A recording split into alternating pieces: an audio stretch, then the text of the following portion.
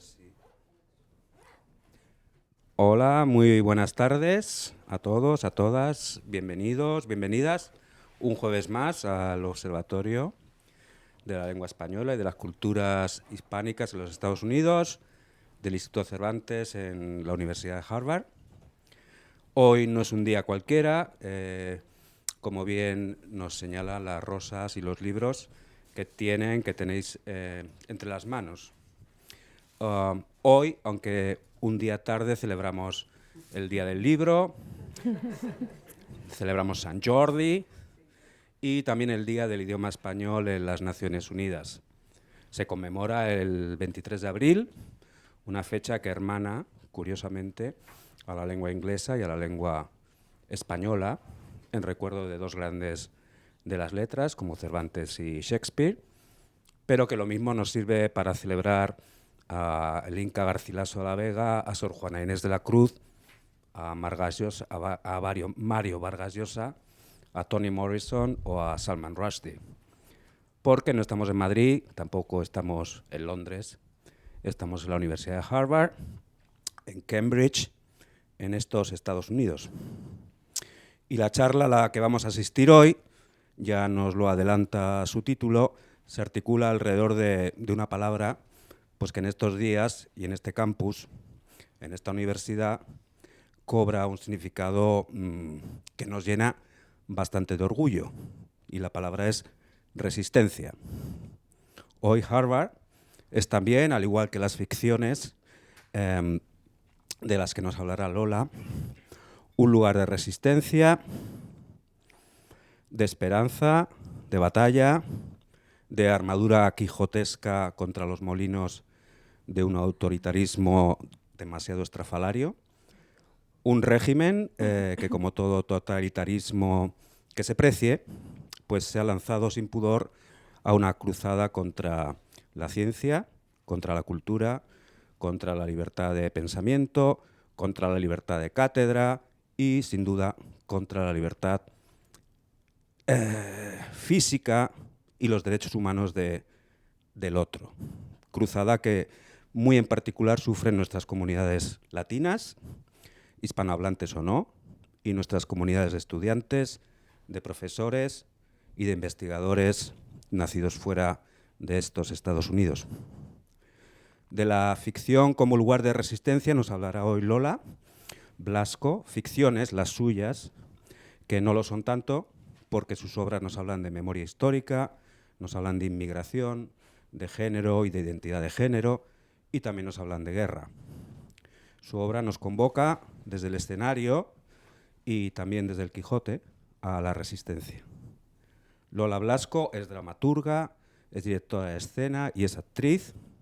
Es Premio Nacional de Literatura Dramática 2016 y además la profesora Blasco es doctora en Humanidades por la Universidad Carlos III de Madrid, donde ejerce como profesora de Literatura Española en el Departamento de Humanidades, Filosofía, Lenguaje y Literatura. Como digo, muchas de sus obras abordan temas políticos, tensiones sociales y conflictos geopolíticos. Algunas de sus últimas creaciones se han estrenado pues muy recientemente. El Teatro de las Locas, en el año 2024, en el Centro Dramático Nacional.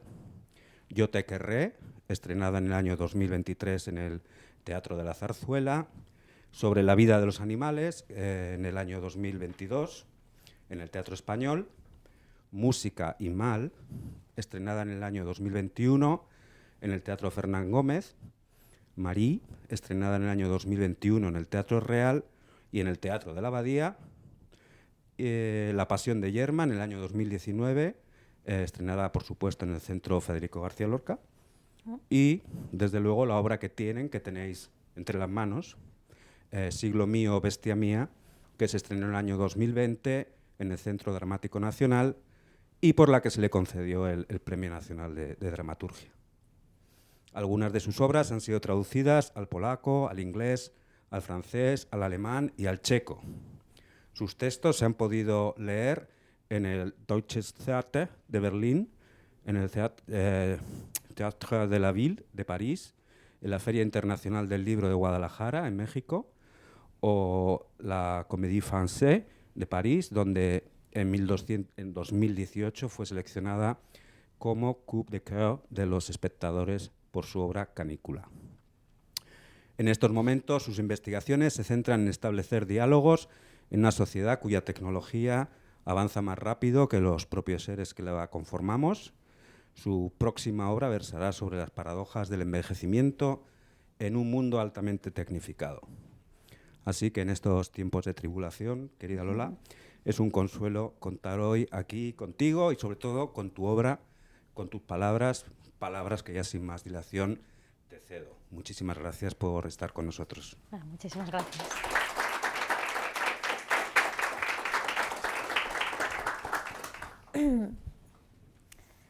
Bueno, en primer lugar, dar las gracias a la organización, a Javier, por considerar que mi trabajo podía tener en este lugar y también en el marco de esta universidad pues algún sentido, ¿no? Que podía tener alguna cabida. Gracias también a todas las personas que estáis aquí presentes y que asistís a este acto, y espero que algo de lo que pueda decir hoy llegue a tener algún interés para vosotras, para vosotros. Puesto que el teatro es el arte del diálogo, apreciaré en gran medida que podamos mantener un intercambio al final de esta reflexión. Bien, he titulado mi intervención La ficción como lugar de resistencia, y el motivo tiene que ver con una serie de preguntas que han invadido mi cabeza en los últimos tiempos antes de la transformación mundial de la que estamos siendo testigos. Preguntas como ¿qué sentido tiene el arte? Perdón, que seguro que es mi hija que me está... Esto siempre pasa. Lo he puesto para calcular el tiempo, pero...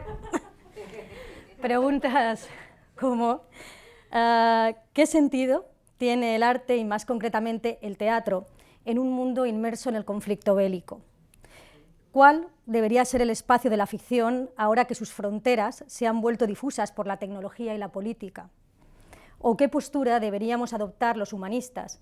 ¿En qué medida podemos contribuir a una sociedad en la que lo que entendemos como humano parece ser cada vez más prescindible?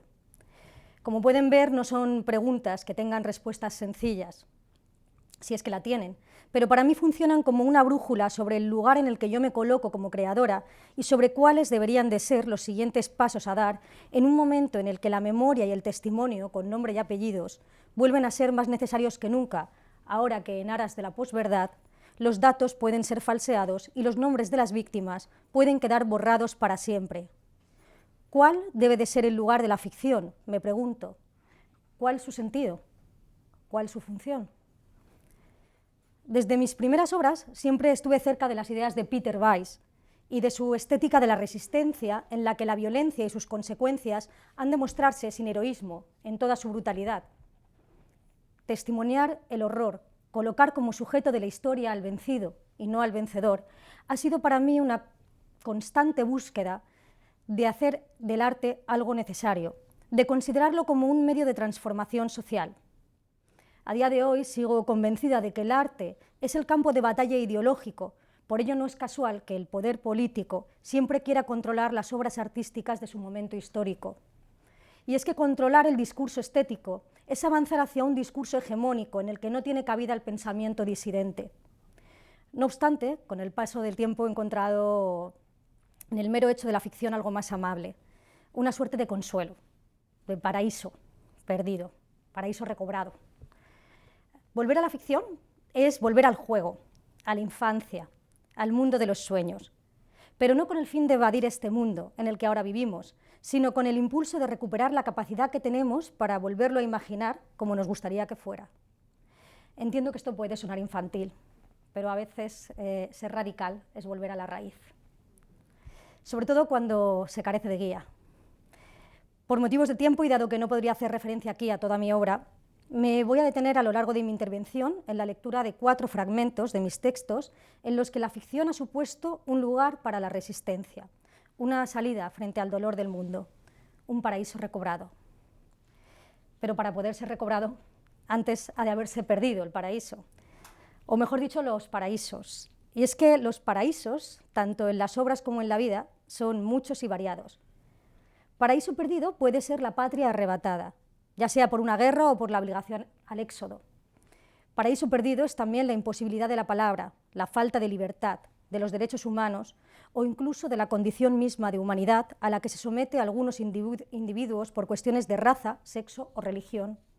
Sin embargo, si algo nos iguala a todos los de nuestra especie, es ese momento exacto en el que perdemos el primero de nuestros paraísos. Ese nunca se olvida. El primer paraíso se pierde el día en que perdemos la inocencia. No importa que sea a los 4 años, a los 14 o a los 40. Todos podemos reconocer en nuestra memoria ese momento exacto en el que algo se rompe para siempre y dejamos atrás el estado de gozo, de juego, la imaginación, la infancia. El paraíso de Don Quijote, por poner un ejemplo mundialmente reconocido, hoy que celebramos el Día del Libro y del idioma español, un día más tarde, sí, pero lo celebramos hoy, y del idioma español en las Naciones Unidas, se pierde con la cordura. Cuando Don Quijote pierde la imaginación, desaparece la fe. Cuando abandona el delirio, se retira también de la batalla. Deja de ser un caballero andante y muere. Delirare, la palabra latina de la que proviene delirio, significa salirse del surco. Esto quiere decir también salir de la norma, de lo impuesto. El delirio emerge como respuesta creativa ante la amenaza de la disolución de sentido, ante el sinsentido del mundo. En el caso de Don Quijote, funciona como un intento de recuperar el dominio sobre una realidad cuando ésta se desmorona. No es simplemente una fuga de razón, sino afirmación existencial, una salida. Durante algunos años me pregunté qué le podría haber dicho Don Quijote al cura ante el que se confiesa justo antes de morir. ¿Qué le podría haber dicho para que el párroco dijera, verdaderamente se muere y verdaderamente está acuerdo? También he pensado en qué pensaría de este momento Cervantes, qué pensaría ante su propia muerte, cuál sería su confesión. Y de ahí surgió un texto, la Confesión de Don Quijote, un texto en el que, en mi versión, el de la triste figura, entre otras cosas, afirma: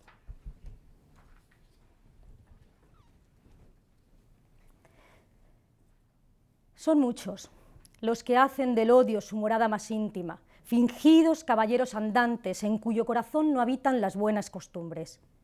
Negarle al huésped la pan y la sal, mandar al extranjero a la fragua, ofender al recién llegado con insultos y desprecios es propio de quienes ignoran la más mínima piedad. ¿Sabe, padre? Esta noche he tenido un sueño. He soñado que estaba en el mar de Corfú, en la batalla de Lepanto. Yo temblaba por la fiebre y me rascaba sin parar por los piojos. De repente empiezan los gritos, el fuego, y el barco empieza a sumergirse. Con todas mis fuerzas intento arrancar una tabla para no hundirme, pero tan fuertemente estaba clavada que al arrancarla, mi mano izquierda se rompe en 1000 pedazos. Pierdo el conocimiento y las olas me arrastran sin saber cómo hasta una isla. Cuando me despierto, veo a un niño tumbado, boca abajo, junto a mí. Yo pensaba encontrarlo corriendo de un lado a otro, dando saltos, llenando el cubo de agua del mar y vaciándolo en un hoyo.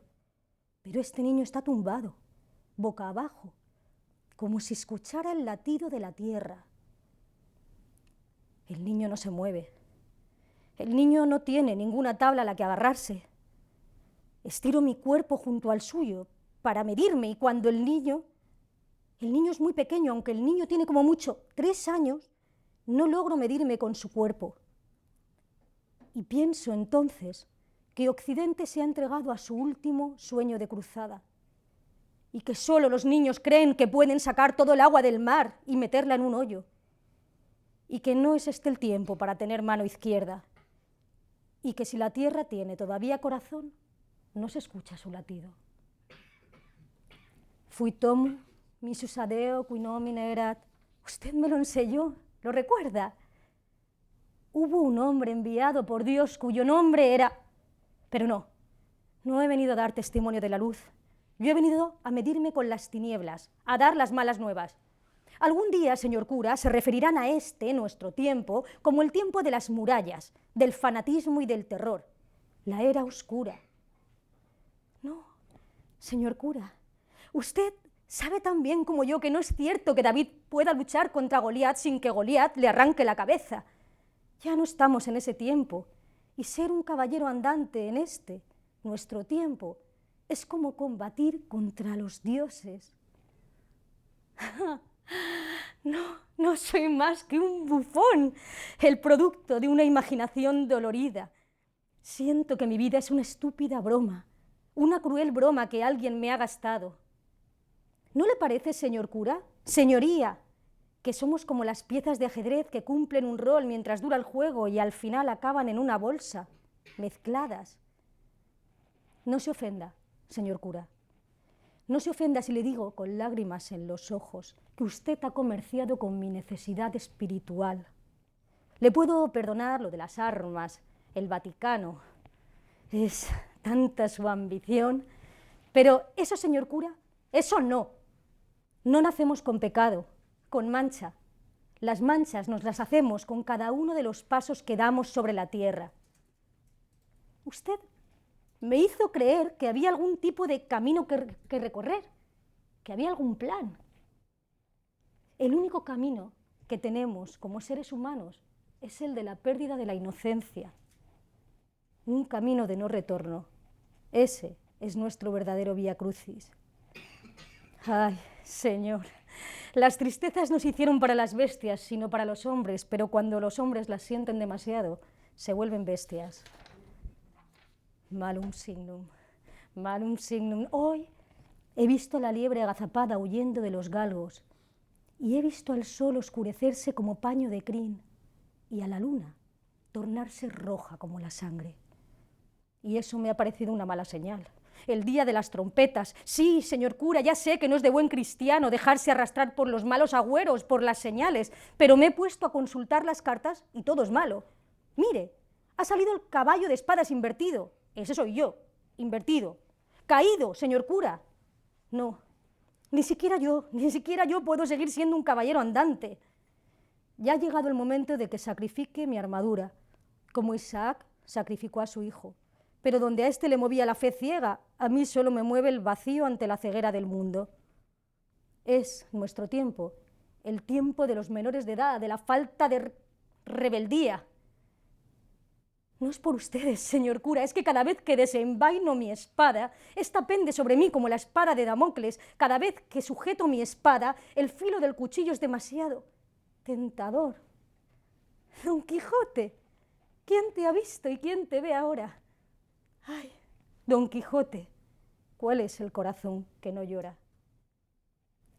No hay nadie ahí arriba para detener las cosas. Y si lo hay, su crueldad no tiene límites y nos pone a prueba cada día. El universo es una cosa rígida, seca, sórdida y desierta, y cruzan nuestras almas por la vida haciéndole una agria mueca, como largos canes hambrientos. Yo hubiera querido ser pastor, entretenerme en la soledad de los campos y dar rienda suelta a mis amorosos pensamientos. Supongo que, a fin de cuentas, soy un romántico y este tiempo no me pertenece. Se me escapa el tiempo, se me escapa. Mire, señor cura, padre, una carreta, una compañía de actores, ¿la ve? Van todos disfrazados. Más que una carreta parece la barca de Caronte. Viene guiada por la muerte. Ahí está, mire, es la muerte. ¿Y sabe qué? Tiene rostro humano. La muerte tiene rostro humano. Y mire ese ángel, mire cómo se acerca con sus grandes alas. Y ahí está el emperador, su corona. Mire, padre, mire cómo me llama el amor, cómo me llama Cupido. Es Cupido, pero sin venda en los ojos y armado hasta los dientes. Parece una cruzada de los espíritus. Mire al niño de la playa, ahí está de nuevo. Y esta vez ríe, el niño ríe. Nunca pensé que mi última batalla se libraría en mí. Mi cuerpo contra mi propio cuerpo. Sí, estoy enfermo. Un exceso de bilis negra, de melancolía, locura de amor. Una enfermedad que espero que sea contagiosa. Pero padre, amigo, no es para usted mi confesión. Yo no creo en la moralidad ni en la salvación que su Iglesia propone. Los únicos ante los que puedo confesarme son aquellos, los más jóvenes, los que están por venir. Aquellos que todavía ignoran la palabra tuyo y la palabra mío. A ellos les dejo una pesada carga, mi armadura, y les digo: expulsad de vuestro ánimo todo hábito de odio y aspirad a que el amor vuelva a administrar el mundo. Pero no olvidéis que el amor también combate. Combate a los leones como a leones y solo llama perros a los que lo son. En mi obra El paraíso perdido. No, por favor, que si no... gracias. En mi obra El paraíso perdido resuena profundamente en el marco de la memoria histórica, de la patria perdida, las migraciones, la pérdida de identidad o incluso el vientre materno. El paraíso recobrado, por su parte, se basa en una promesa de redención, en la claridad que se abre paso en mitad de las sombras, en ese instante de revelación que emerge en mitad de la intuición, luz serena, inesperada presencia en medio del caos. Es la forma que adopta la verdad cuando se ofrece en una suerte de epifanía. A nivel personal, mi primer paraíso perdido fueron los brazos de mi abuela, el chocolate que me daba a escondidas y su biblioteca. A la edad de 8 años, la felicidad para mí era una pequeña biblioteca en una casa humilde de un pueblo de la costa interior del Levante, junto a una fábrica de cemento. Ni el humo de la fábrica, ni la desolación del paisaje obrero pudieron enturbiar entonces un paraíso en el que yo encontré el gusto por la lectura, por la peripecia. Fue por eso por lo que no pude perdonarle a mi abuela el abandono que supuso su pérdida. Por eso y porque a su casa iba yo a refugiarme de los gritos de mi propia casa. De ahí que su muerte me llenase de rabia egoísta, como lo es la de cualquier infante. La muerte de mi abuela fue moneda de cambio. De la pérdida de la felicidad surgió el inicio de mi escritura, del dolor, la lengua florecida de discursos. La construcción, la reconstrucción simbólica de mi existencia a través del lenguaje. En aquel momento, lo que yo no sabía es que aquello que comenzó como exabruptos poéticos de juventud me permitiría, años más tarde, sortear la barrera del espacio-tiempo y reparar su memoria. A su persona y a los vencidos tras la Guerra Civil Española, vencidos a los que mi abuela perteneció, les escribí La armonía del silencio, un texto sobre el abuso del poder a pequeña y a gran escala que habla del daño y del exilio de la mitad de un país. Un texto sobre la preguerra y la posguerra española, pero también sobre la necesidad personal de ajustar cuentas con mi pasado y con mi presente. Hace unos años apareció en el guardamuebles de mi hermano el piano de mi abuela. Alguien lo dejó en su almacén para que lo guardara y cuando mi hermano fue a entregarlo a la dirección correspondiente, su dueño le confesó que era el de nuestra abuela, el mismo piano que tocaba de joven cuando ponía música al cine mudo, años antes de que el cine sonoro hiciera su aparición y de que el silencio se apoderara de los hogares de todos los españoles. El mismo piano que en circunstancias poco claras acabó siendo de un militar del bando nacional, militar al que mi abuela tuvo que darle clases de música para poder comer. El piano que mi abuela tocó de niña y que añoró cada día de su vejez, tras cambiar su oficio de pianista por el de costurera. La armonía del silencio da cuenta del viaje que hice para recuperarlo y de mi fracaso, pero también del legado más valioso que pudo dejarme mi abuela, de esta reflexión sobre la ficción como lugar de resistencia. Una de las imágenes más vívidas que yo tengo de mi infancia es la de ver a mi abuela junto a la ventana moviendo los dedos. Ejercicios, decía mi madre, la abuela hace ejercicios para que no se le atrofien las manos. Lo hizo hasta el final de sus días. En el transcurso de escritura de la obra entendí que mi abuela no hacía ejercicios. No, mi abuela lo que hacía era música. Mi fracaso por no poder recuperar su piano se disipó el día que asimilé que si ella no lo necesitaba era porque nadie podía quitárselo. Del mismo modo que tampoco podían quitarme a mí a mi abuela, ni siquiera la muerte. Y fue ahí, en la imaginación, donde tuve al fin la despedida, que no me fue posible cuando su muerte me sorprendió, mientras yo espiaba tras una puerta a que mi madre aseara su cuerpo.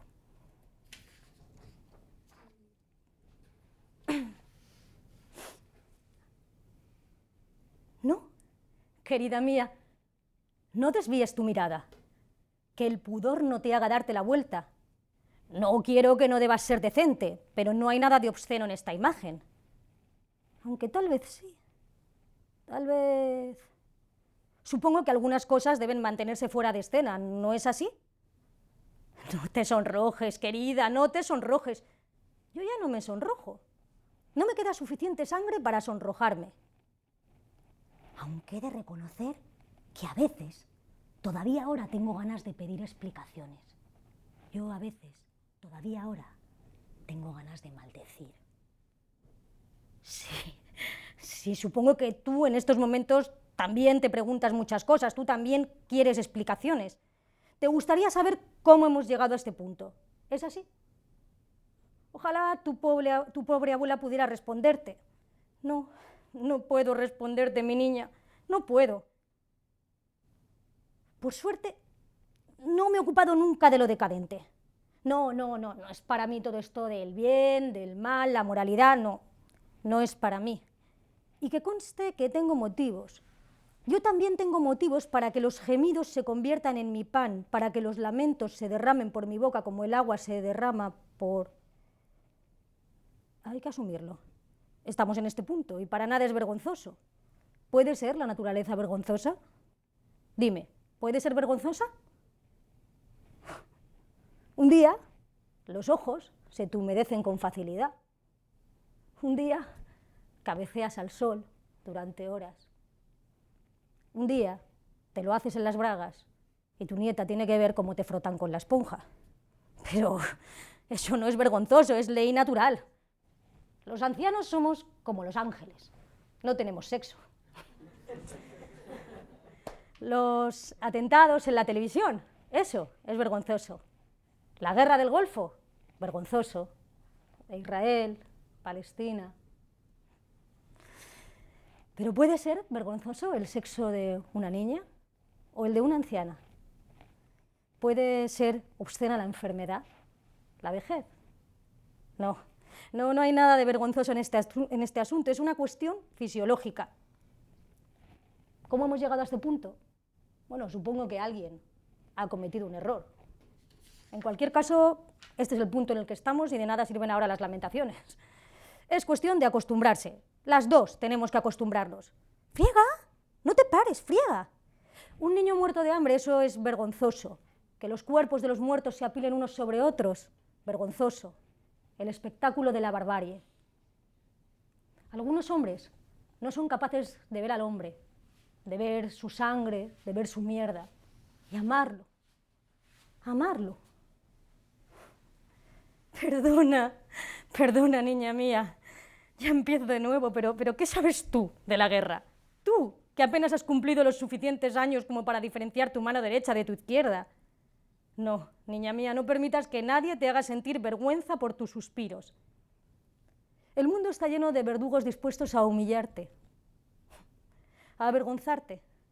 Clavarán su mirada sobre ti hasta que estés al borde de tus fuerzas y cuando te hayan humillado, cuando te hayas cagado encima por el miedo, simplemente se darán la vuelta. Porque en ese momento sentirán pudor y se darán la vuelta ante la visión de lo terrible, porque tú serás el espejo de su maldad y no soportarán el reflejo de tu cuerpo, de tu brillo. Pero no te confíes, pequeña, no lo hagas porque siempre vuelven a por más. Hay verdugos que hacen de la humillación un deporte y es a ellos a quienes pertenece la vergüenza. Hay también lobos con piel de cordero. Ten cuidado con esos, ten mucho cuidado. Te atraparán con su mirada de la forma más sutil para que te sientas frágil, para que te sientas desnuda, para que te sientas asustada y sola, como si llevaras los zapatos llenos de agua y tuvieras que caminar durante horas en una fría y oscura noche de invierno. Ese es el verdadero infierno.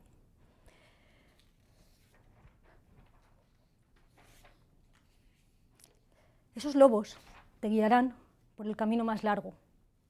Y cuando te pongas en marcha, cuando bajes la guardia, se abalanzarán sobre ti para robarte la inocencia. No lo permitas, no lo hagas.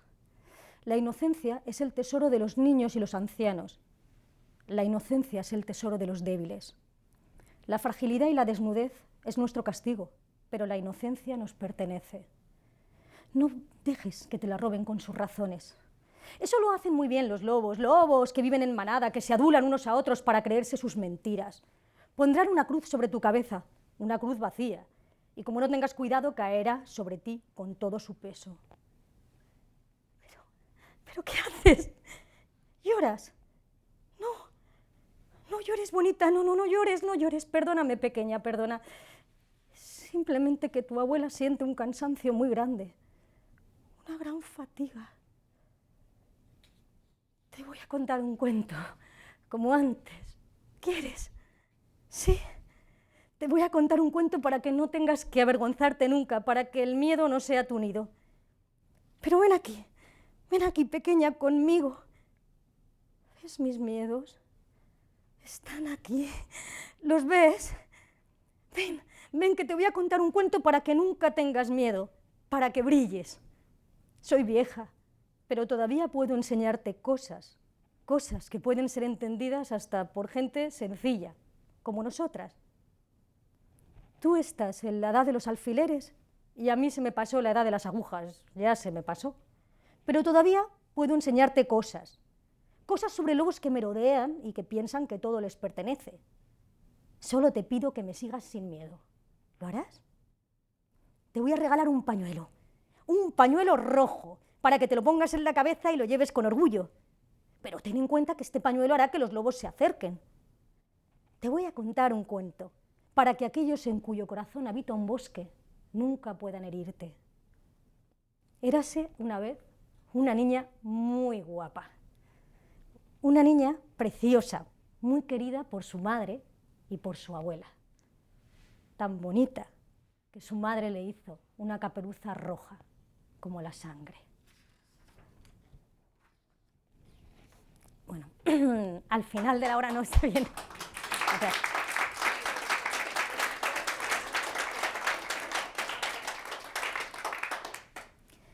Al final de la obra, de esta obra, yo me permito modificar los acontecimientos históricos para redimirlos. En Alicante, las tropas fascistas se ensañaron con los civiles. El bombardeo sobre la ciudad de Alicante fue comparable al de Guernica. Los últimos días de la guerra se acumularon miles de personas intentando escapar del franquismo como fuera. Les habían prometido unos barcos que no llegaron. Así que fueron bombardeados por los fascistas italianos y alemanes. Muchos fueron apresados, como mi abuelo. Muchos acabaron en campos de concentración, como el campo de los Almendros, al que hizo referencia Maxau, pero también en campos de retención franceses, como Argelès-sur-Mer, donde los trataron como animales. Muchos españoles acabaron también en campos de concentración alemanes, como Mauthausen. Solo el Stambrook pudo ofrecerles a unos pocos el viaje soñado hacia el exilio americano, el paraíso recobrado. Al final de mi obra, en mi imaginación, los barcos consiguen llegar y se los llevan a todos. Y si en la armonía del silencio la música funcionaba como metáfora de lo indecible y lugar de la libertad y la democracia, también será el interés musical el que suscite la obra Música y Mal, una obra cuyo título recae en un oxímoron, al igual que esta reflexión. La pieza, estructurada en 8 capítulos, está pensada para ser una conversación en música, y su temática se centra en las circunstancias que han rodeado algunas de las composiciones musicales más emblemáticas del canon occidental, en especial a aquellas composiciones que tuvieron relación con uno de los episodios más deleznables de la humanidad, el nazismo. Como dijo Steiner, un hombre puede leer a Goethe o a Rilke por la mañana, puede tocar a Bach o a Schubert y puede después ir a su trabajo en Auschwitz. En Música y Mal se da cuenta de esta contradicción. Los nazis, como todos sabemos, utilizaron la música de manera propagandística y como herramienta de control. No obstante, para algunos prisioneros la creación musical se convirtió en un acto de resistencia. Y tal fue el caso de Olivier Messiaen, quien fue capaz de componer en un campo de concentración su obra más importante, el Cuarteto para el fin de los tiempos. No solo la compuso, sino que también logró organizar un estreno, eso ya me parece guau, ¿no? Para que pudiera darse tuvo que haber una colaboración sustentada sobre la idea de pertenencia, en primer término la categoría de humanos, por encima de las nacionalidades, por encima incluso de la condición de víctimas.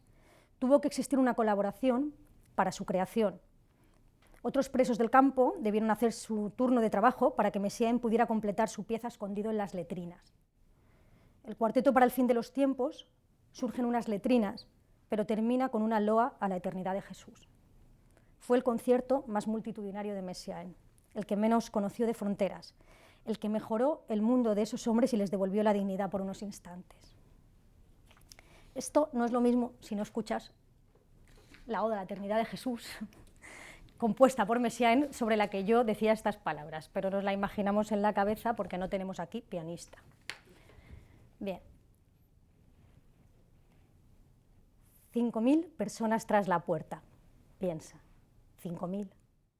Y el violín desafina 3 cuerdas, el cello está destensado, hundidas tiene el piano las teclas, sí.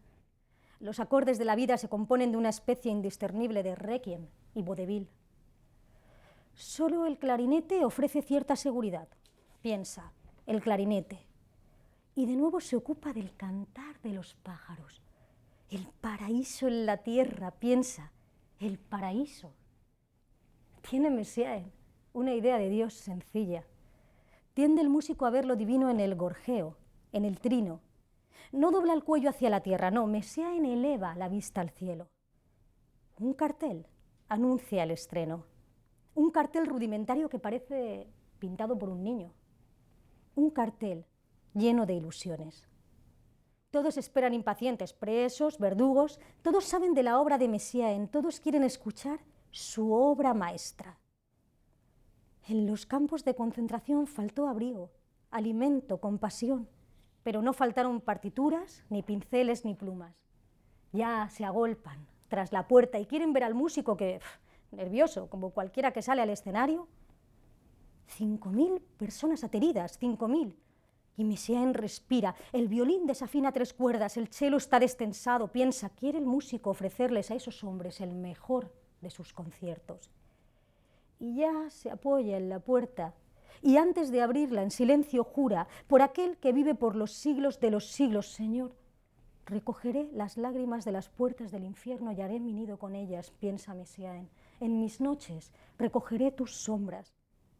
La soledad sin Dios es una completa locura, y a él no parece importarle que le hayamos escogido como pretexto teatral de nuestras solitarias tristezas. Un sepelio interminable al son de un organillo. 5.000 personas, piensa, 5.000. Y ya se escucha la impaciencia de los que esperan en la nieve, el trino, el gorjeo, el murmullo, el piar, sencillo, sin esfuerzo, la música del universo, el contrapunto de la naturaleza. Ya se escucha la impaciencia, granjeros, profesores, taxistas, y ya suena el clarinete y ya el cielo queda herido. ¿Cuáles son las raíces que arraigan? Me pregunto. ¿Qué ramas crecen de entre las ruinas? Han estado ensayando en las apestosas letrinas, en un campo de concentración, en Gorlitz. Y de ahí, de las lágrimas vertidas en soledad, surge una melodía que no encaja con ninguna música, una melodía hecha de llanto, de disonancia. Ya los ojos de los presos se llenan de brillo. Esperanza, susurro, esperanza para los que cruzan la puerta, un silencio sepulcral. Nunca más volvería a escucharse su obra con tanto recogimiento. Y ahí, en Gorlitz, en el campo de concentración de Gorlitz, en las letrinas del campo de concentración de Gorlitz, surge la luz más bella, una oda a la eternidad, la celebración de la existencia.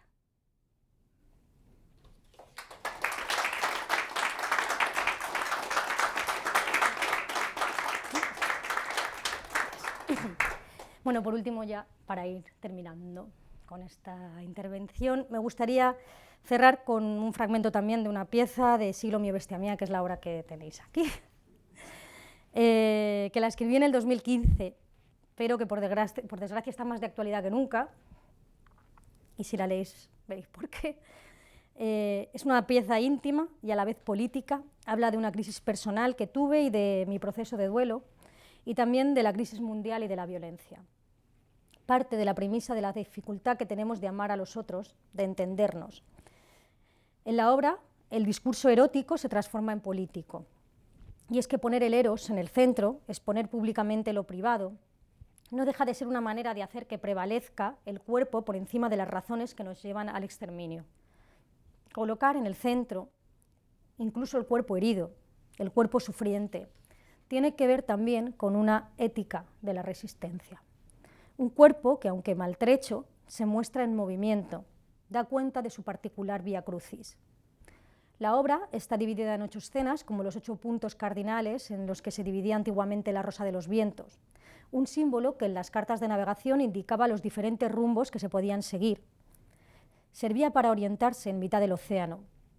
Elegí esta estructura porque la obra pretendía ser un mapa de orientación. Las 8 escenas dialogadas vienen a ser una suerte de estaciones que la protagonista, yo, ha de superar para seguir viviendo. En otro orden se nos presentan los personajes del buzo, idealización amorosa del personaje protagonista y que encarna en su relación con yo todos los defectos del mal llamado amor romántico, movido por las ansias de posesión del ser amado. Los niños, símbolo de los migrantes, el piloto, trasunto del holandés errante, que consigue con su experiencia y conocimiento que el personaje de yo pueda salvarse, pero que no es capaz de salvarse a sí mismo, ha de seguir errando, pues se hunde en el amargo escepticismo de su voluntad.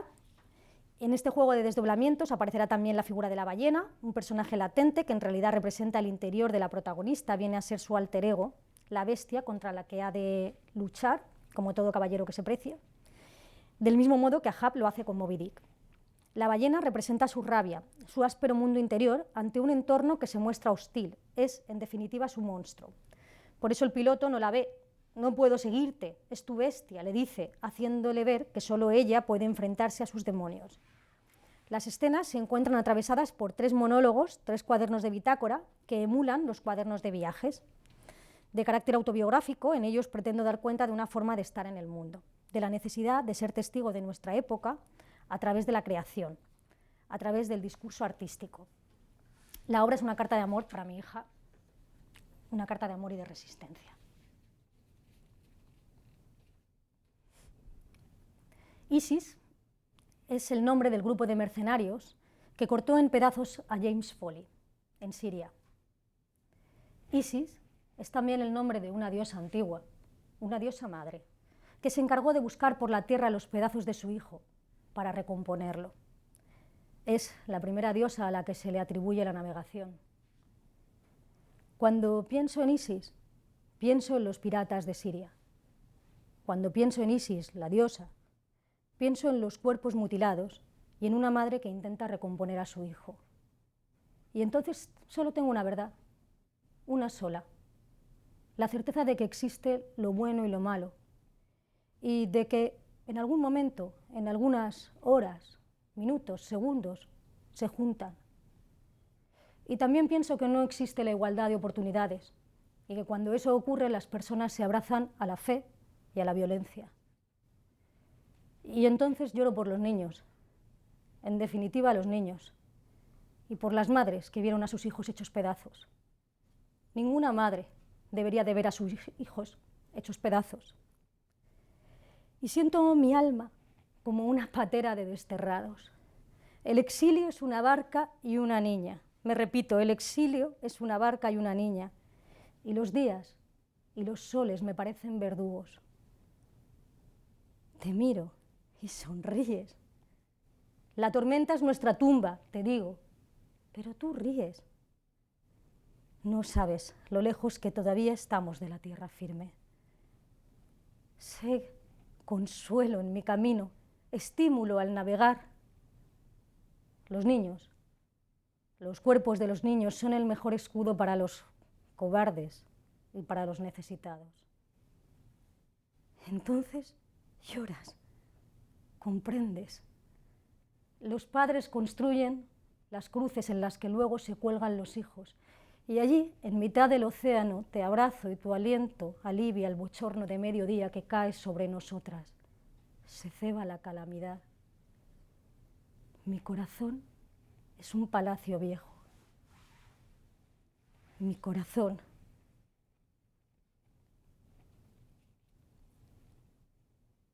Tal vez, detrás de aquella nube, alguien vela por nosotras. Te digo, te miento, te consuelo. Y entonces pienso en la madre del niño cortado en pedazos y pienso que no tendrá ningún consuelo esa madre, ningún consuelo. Y pienso que la tierra gira alrededor del sol que nos castiga y que allí, en el cosmos, reina la quietud, la constancia y el silencio infinito. Y que aquí, en la tierra, solo vemos el movimiento general y que no nos damos cuenta de los acontecimientos de los que somos testigos. Y entonces te miro y veo a Dios con un hierro encendido que me quema los huesos, navegar. Una ola levanta la barca, te sujeto. Viniste a abrir las heridas, no a cerrarlas. Mi responsabilidad, mi culpa, mi niña.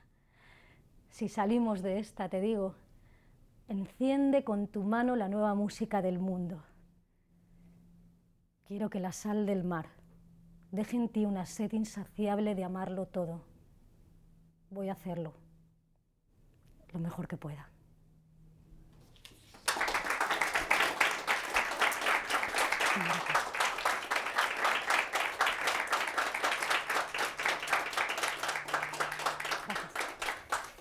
Bueno, espero que a lo largo de esta intervención, espero no tanto haber explicado mi obra, porque no creo que sea el propósito de este encuentro, ¿no? Pero sí haber dado cuenta de algunos de los motivos que me han llevado a escribir, a hacer teatro en este siglo. Motivos que tienen que ver con una forma de ver el mundo, pero también con una manera de habitarlo. Para mí, hacer teatro hoy es reivindicar el asombro y la posibilidad frente a la realidad limitante y el discurso de lo bélico. Es entregarse a la ficción, no como método de evasión, sino como una guía ante la incertidumbre. Es buscar un lugar de encuentro en el que no predominen las razones que de forma paradójica nos llevan una y otra vez a comportarnos como seres irracionales. Es también desafiar las leyes de la naturaleza, hablar con aquellos que ya no están, redimir las historias de los que sufrieron. Es dejarse contaminar por los otros, conmoverse por todas las criaturas, por las más insignificantes, por aquellas a las que nadie presta atención. Es, en definitiva, apelar a la reflexión, a la belleza y a la imaginación, como formas de resistencia ante la injusticia y la hostilidad, pues de tener algún sentido en nuestra existencia, ese y no otro debería de ser su motivo. Muchas gracias.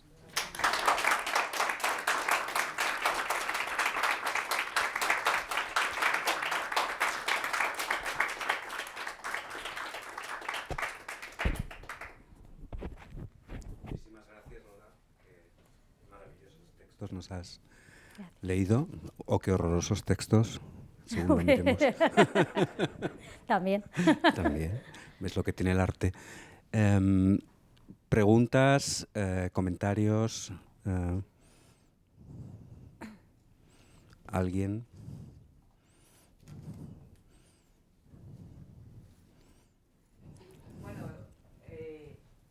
En primer lugar, muchísimas gracias por compartir tus textos. Creo que por la atmósfera que se ha creado aquí, hablo por mí, pero también sentía que aquí pasaba algo, ¿no? que nos han llegado muy hondo.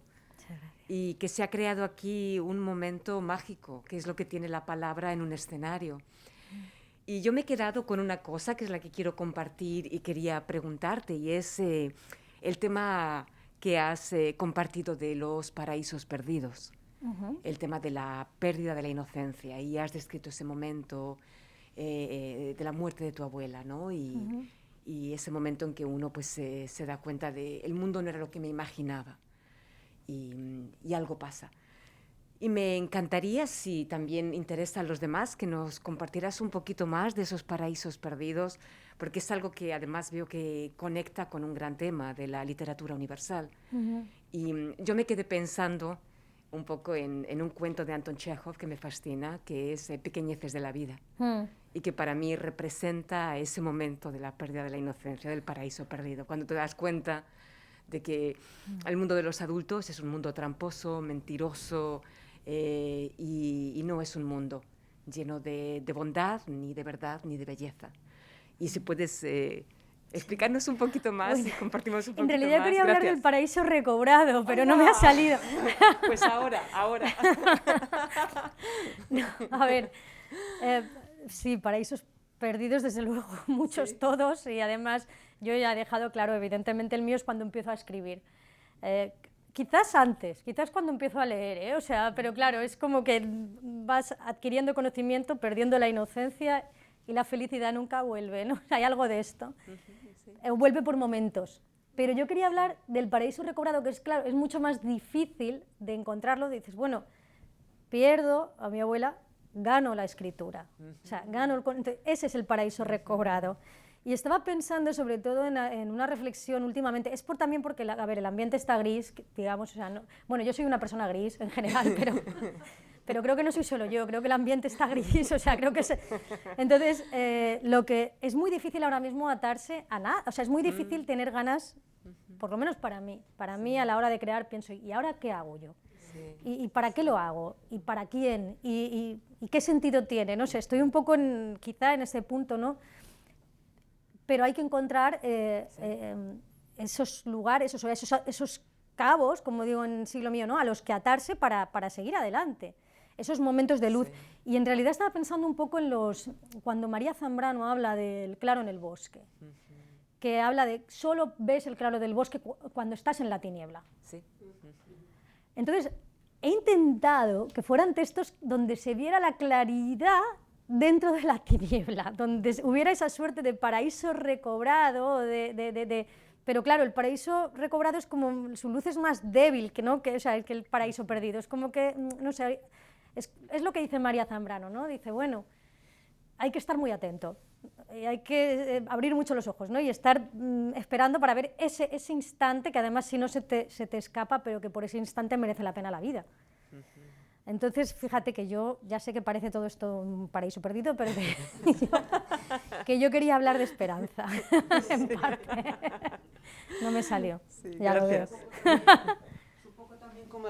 Es un poco también como la diferencia entre la tragedia y el humor. Generalmente el humor está peor considerado que el drama, que la tragedia, porque parece como que si algo tiene que ser importante, tiene que ser triste, tiene que ser duro, tiene que ser difícil. Cuando el humor a lo mejor, o la bondad, es algo tan hermoso, tan importante y tan profundo como la tragedia o el drama. Mi última obra es una comedia, ¿eh? Pues no eres tan oscura, ¿no? No la traje aquí porque no me quedaba, no me cabía ya en el tema, tenía que hilar un tema y tenía que hablar un rato, pero no, mi última obra es una comedia. No voy a enredarme con eso, pero bueno, por lo menos fue una comedia, se rió la gente, nos reímos los que la hacíamos, lo que pasa es que luego ya no se pudo reprogramar más, pero precisamente por lo duro que era comedia. Y fíjate que también, hablando de esto de lo que nos gusta en un momento y en otro, ¿no? Por ejemplo, a mí me gusta mucho Shakespeare, pero el último Shakespeare. O sea, yo antes era de Hamlet, de Macbeth, ¿no? Y ahora soy, pues eso, de La Tempestad. No tiene nada. O sea, a mí me gusta, por eso traía un poco esto, la idea de la imaginación como resistencia, ¿no? Esa despedida que tiene Shakespeare al final de La Tempestad, donde dice, mira, esto es lo que he podido hacer. Y o sea, que también hay algo de que quizás yo antes tenía mucho esta idea de escribo porque tiene que transmitir un mensaje político, social, y que ahora también me permito decir, bueno, es que imaginar otro mundo ya es un acto que es político y que si no imaginas otro mundo, nunca cambias el mundo tampoco, porque al final, como arte es el reflejo de la vida, ¿no? Pues si no cambiamos ese reflejo no vamos a cambiar la vida, o sea, funciona. Esto lo han dominado muy bien algunas personas ahora que están gobernando.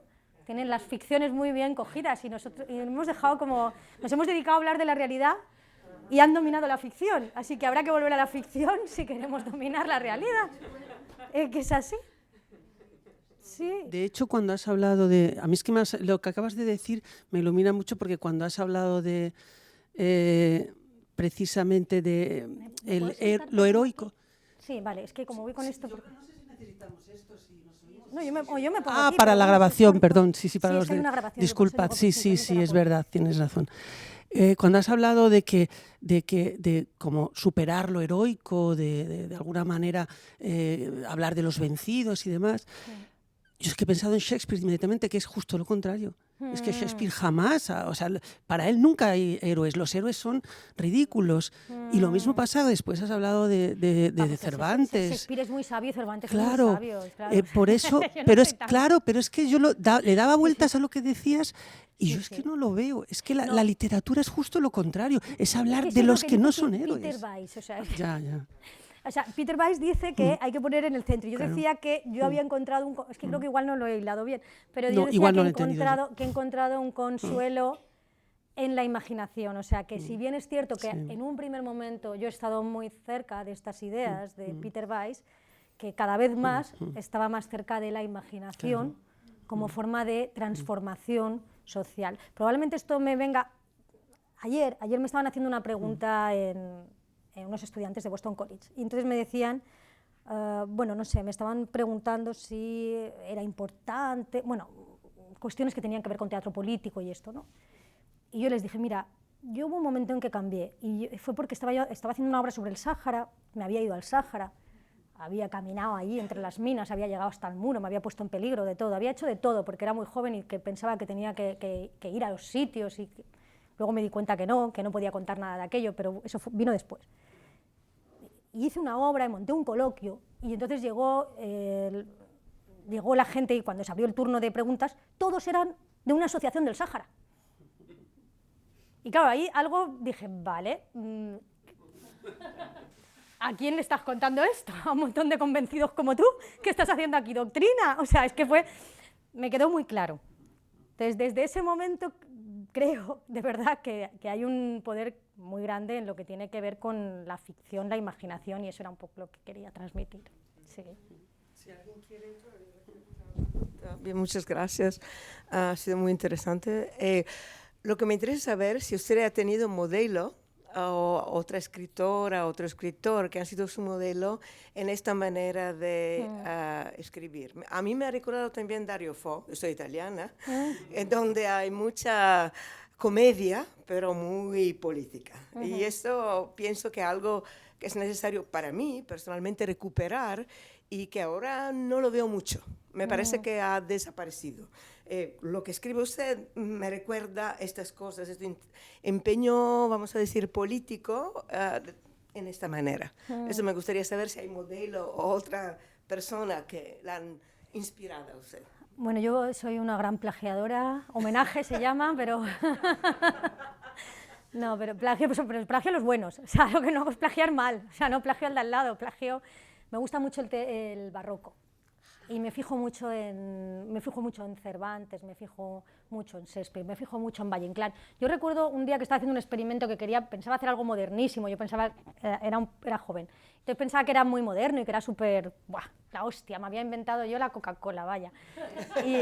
Y de repente había puesto unos textos en latín, con música, y de repente llego y veo que hay Valle Inclán lo había hecho antes, había puesto una... Y dije, ¿pero dónde vas? No intentes hacer nada nuevo, fíjate los que lo han hecho bien. Entonces yo para eso soy miro mucho el teatro, miro mucho los clásicos. Ahora este año me empeñé como profesora y estoy explicando tragedia griega. Te juro que me lo están agradeciendo al final, pero muy al final. O sea, tú imagínate cuando les dices que, venga, Sófocles. Y empiezan, digo, sí, Sófocles, pero no es de literatura contemporánea. Digo, pero para entenderla tenéis que entender a Sófocles, o sea que estoy un poco, radical en ese sentido, ¿no? Entonces me interesa mucho la tragedia griega, la comedia latina, me interesa mucho la comedia latina. Entonces, no sé, me fijo mucho en los clásicos, ¿eh? Cuando hace años me gustaba mucho, fíjate, no he leído tanto a Dario Fo, pero me imagino que como todos vamos a la fuente, pues luego todo se parece, vaya.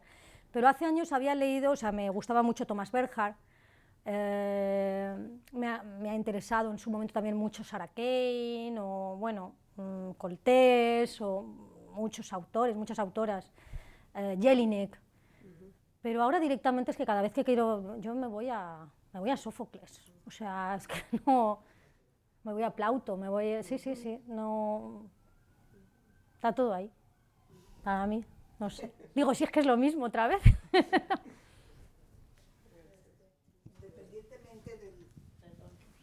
discurso, del contenido, de la parte gruesa. Tu voz y tu actuación es genial. No, pues muchas gracias porque yo no soy muy buena actriz. De hecho, preferiría haber tenido aquí a otros actores. Yo por eso no me dedico a eso fundamentalmente. Pero gracias. Sí, lo transmites maravillosamente bien. Muchas gracias, vaya. No lo creo yo. Si tuviera aquí yo 4 o tal, todavía hubiera sido mejor, pero no, presupuesto no tenemos hoy. Sí, gracias.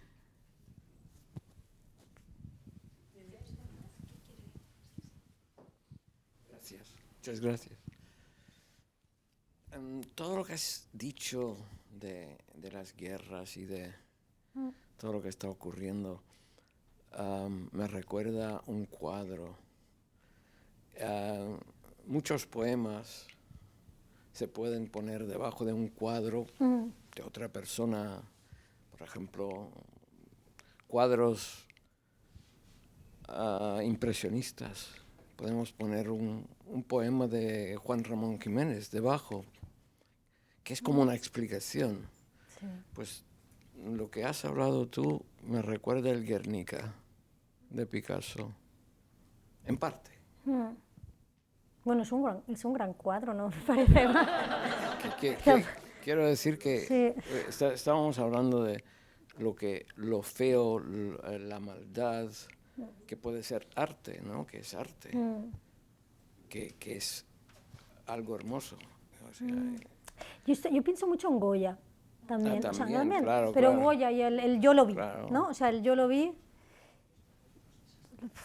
Es que las pinturas negras, y estaba pensando, o sea, cuando estaba escribiendo esto el otro día y cuando elegí los fragmentos estaba pensando en Goya, pero no sé, pero estaba pensando, ¿eh?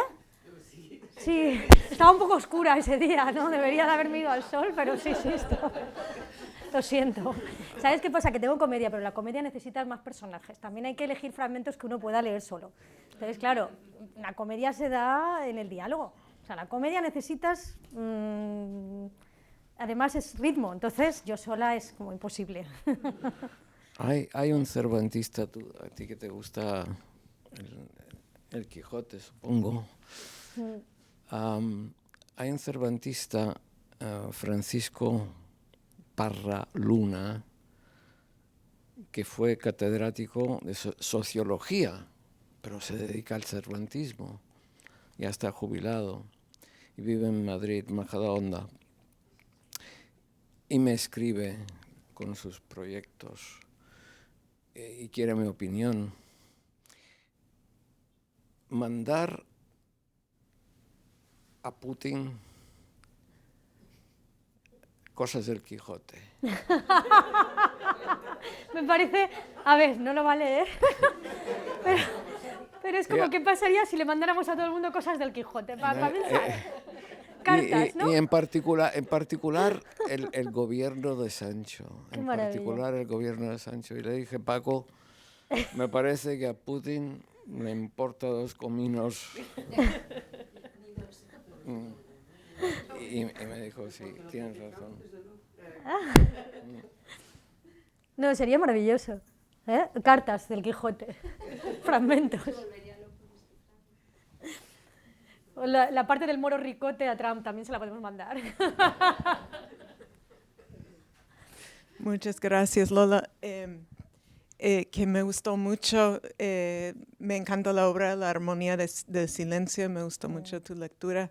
Y estaba pensando también en lo que dijiste de que tenemos que meternos en lo más oscuro para ver la luz también, y también que la imaginación puede ser una manera de salir del lugar oscuro. Y pienso que cada vez que leo una obra como la tuya o algo así, que me motiva, o sea, sí hay una luz, aunque sea muy, muy oscuro, y me motiva. Y estaba como pensando en hoy en día lo que estamos viviendo, que no es ni cerca de la guerra civil ni nada de eso, pero estamos empezando a vivir un autoritarismo, ¿no? Entonces, veo que sí, la luz viene de esas obras y empezando a sentir un poquito de lo que sintieron esa gente, un poquito. Creo que empezamos a tener un poquito más de solidaridad o luz, o no sé. Entonces, bueno, eso solo quería compartir relacionándolo un poco con nuestro diario. Se nota mucho ahora la censura, no sé, como aquí, pero me imagino que en todas partes, ¿no? Entonces también la autocensura. Sí. O sea, yo misma, seleccionando fragmentos, planteando lo que diría hoy, hay cosas que he cortado, hay cosas que no diría. Yo sé. Y esto es triste, esto es muy triste.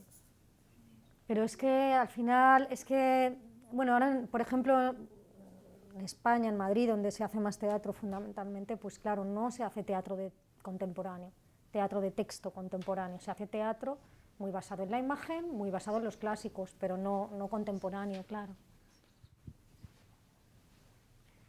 Vamos, que sí, que estamos en ese, estoy de acuerdo, que estamos reviviendo cosas que pensábamos que ya no iban a volver, o que no iban a pasar y que nos están pasando. Y no lo esperábamos y no lo hemos visto venir, pero algo también hemos hecho mal, ¿eh? O sea, yo pienso algo que hemos hecho mal. Yo no, los demás. No, todos, desde luego. Sí. Bueno, Lola, muchas gracias por tu presentación. Es un gusto escucharte y verte actuar. Sí, para la grabación. Entonces, yo te quería preguntar precisamente sobre tus clases en la universidad. Ha habido varios temas que se han visto en tu presentación, que salen en tus libros, que son de esperanza, de optimismo. Son temas que tú llevas a tus clases. Yo te quería preguntar qué clases enseñabas también. Has mencionado contemporánea, pero no sé si solo dramaturgia. Son temas que tú, también con lo que estamos comentando, la situación actual, que es bastante fácil caer en la negatividad o en falta de optimismo y de esperanza. Es algo que tú consigues trabajar en clase con tus alumnos, con las próximas generaciones. La consigo transmitir a todos, eso enseguida, lo tengo claro. Lo que pasa es que también se ríen bastante. O sea, entonces jugamos con eso, ¿no? Es como de, bueno, digo, fijaos qué sol, y estamos aquí hablando del Holocausto, ¿sabes? O sea, entonces intento hacer ahí, no sé, intentamos hacer aquí un poco. Lo que pasa es que yo en mis clases hablo muy claro, pero ellos también tienen libertad de hablar muy claro. O sea, lo que yo intento es que no haya una sola opinión, que sea la mía, porque es muy fácil tener el monólogo y empezar y tener. Evidentemente, yo también les digo, tampoco os paséis que yo he estudiado, o sea, darme mi sitio, porque si no tampoco, vaya. Pero sí que es verdad que intento escuchar, y sí que es verdad que yo creo que a veces se van muy deprimidos, esa es la verdad. Pero en general no les caigo mal, eso me parece, o no sé. Lo que pasa es que sí, por ejemplo, mira, este año he tenido un curso muy bueno, eran de un máster de filosofía, y claro, es que digo, les voy a mentir, porque estábamos hablando de cómo o sea, era sobre la imagen y la palabra, y bueno, y qué imágenes deberíamos, toda una cosa filosófica sobre la representación. Y yo les diría, no tengo ni idea, en este momento si todo está cambiando, o sea, es que era como, y digo, pues vamos a crear una poética, y por ejemplo intento eso, establecer luego no se la he comprado todo, ni muchísimo menos, pero por lo menos les he escuchado, de lo que ellos querían, lo que ellos pensaban que tendría que ser ahora el teatro, que tendría que ser ahora. Y como yo soy vieja, también les he, bueno, vieja, aquí hay gente más vieja que yo, pero al lado de ellas, claro, pero quiero decir, al lado de ellos soy muy mayor, claro. Entonces, sobre todo porque me lo recuerdan todos los días, te quiero decir, o sea, que es que me lo hacen saber, Entonces yo les digo, bueno, pues dejarme a mí, que yo todas estas cosas no las voy a poder comprar, o sea, pero también les dejo su espacio, porque es verdad que qué absurdo sería que yo les dijera, sí, eso es, ¿cómo voy a tener yo el mismo gusto que ellos? Es imposible. Estoy en otro punto ya, pero me gusta escucharlo también y me parece que algo de lo que traen es muy valioso y que hay que escucharlo. Entonces eso es lo que yo intento en mis clases. A veces, pues no, a veces me pongo pesada, a veces, pues como todo el mundo. No sé, eso te tendría que contar mis alumnos, yo qué sé, no sé, no lo sé, pobres. ¿Alguna intervención más? ¿Una última intervención, alguien? si nadie más se anima, porque me gusta share the mic, ¿no? Pero que si nadie tiene... Me quedó una pregunta porque nos acaba de revelar, ¿no?, que lo último que ha escrito es una comedia. Y digo, ¡ay, qué interesante!, ¿no? Porque es el tema del humor, que además José comentaba, sobre también un paraíso recuperado, algo que nos puede dar luz y esperanza. Sí. Porque el humor básicamente consiste en darnos la distancia. Claro. Poder tener esa distancia crítica fundamental para darnos cuenta de que las cosas se pueden cambiar. Decía Bertolt Brecht en sus escritos de teatro, eso que me encanta, de que no se puede comprender a Ricardo III desde la perspectiva de una pelota de tenis. ¿Verdad? Hay que salirse fuera, ¿no? Claro. Y por eso el tema del distanciamiento, ¿no?, el efecto V, y por qué hay que romper con esa mímesis verosímil y lo que se veía un poco como identificarnos con los personajes, que es un tema del que se ha hablado mucho, la ficción, entramos en la ficción, pero ¿cómo entramos en la ficción? Porque hay una manera de entrar en la ficción, que es que me lo creo. Suspension of disbelief, por un momento me lo creo, pero entonces hago el juego emocional. Es decir, me identifico, me quedo sumido en la desesperación de la tragedia griega y salgo peor de lo que he entrado. Mientras que el humor, y este es el tema un poco, ¿no?, del teatro en Bertolt Brecht y la idea del distanciamiento, lo que hace es te saca, te pone entre el espectador del partido de tenis, ¿de acuerdo? Entonces yo puedo ver, pues mira, voy con Alcaraz, ¿no? Bueno, está un poquito mal el chico últimamente, pero a ver si se anima.